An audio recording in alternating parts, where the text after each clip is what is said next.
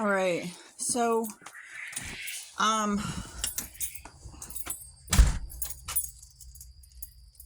was just thinking about New World Order and basically the surveillance and everything that goes with it.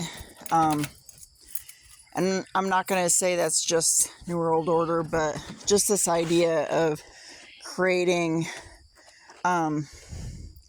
getting rid of nation states and just having this idea that we can exist without competing nations, and that somehow we'll be safer that way, or more independent, or there would be less fighting because the nations aren't fighting each other.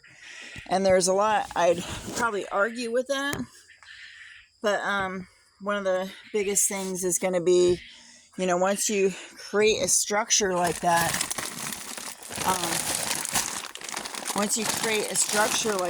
then who's going to be in charge of everything, right? You create this hierarchical structure, and maybe if you create it with like good intentions or whatever, people might think, oh, that's fine because it was created with good intentions. But then what happens?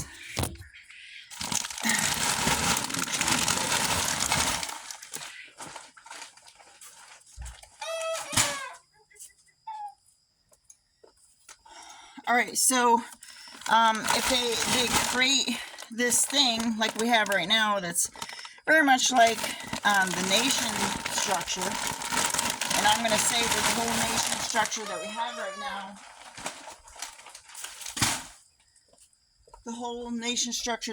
right now, is New World Order, or on the way to being that. If you create that, and then you have somebody at the top of that whole order, what happens when somebody at the top of that whole order isn't exactly all about everybody?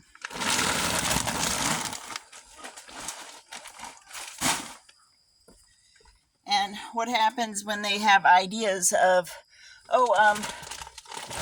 these certain people or these certain cultures are doing something we don't like, so we got to fix them. And how are they going to fix those people, right? These certain people are brainwashed.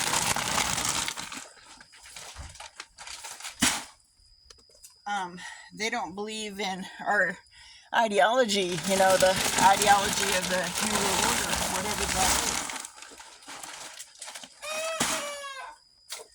So maybe they do things to kind of try to take those people out of positions of power, or take them out of positions where they could influence anything.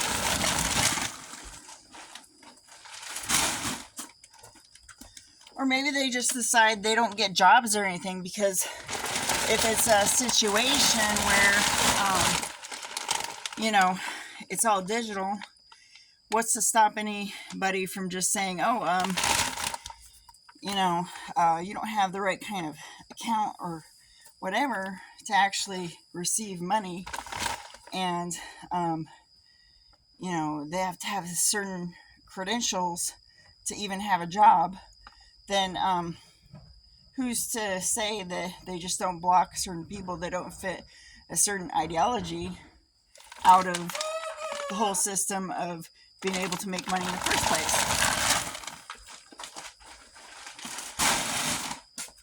And then with laws that we have right now, where it's like, if somebody doesn't make enough and they're homeless or whatever, then they just basically get deselected. You have people talking about throwing them in camps and all these other things, and when they clear up an encampment, where do those people really go? Okay, so there's a lot of things that you can't trust with a New World Order type system.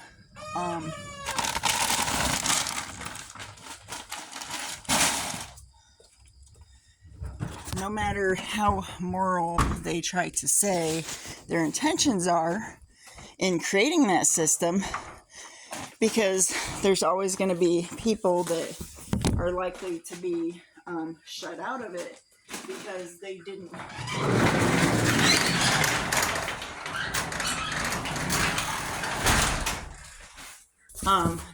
conform to the mold, whatever that is, or whatever that was.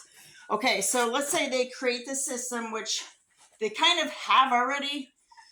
They create the system, and then whoever manages to get in control of it, or is elected into control or whatever, has a different ideology than the people who created it. Maybe this ideology is even more toxic and they want to kill even more people, right? The first one's not even going to say that they're killing anyone, right? But if they're making decisions of who can work and who can have lodging and whatever, they're basically making decisions of who can survive in this system, right? Okay, so let's say somebody else comes in and they're like, they have a completely different ideology and they straight up want to kill people outright, okay? Concentration camps, kind of going back to the whole World War II thing. So then what? Who's right? Who's wrong, right? The answer is they're both wrong.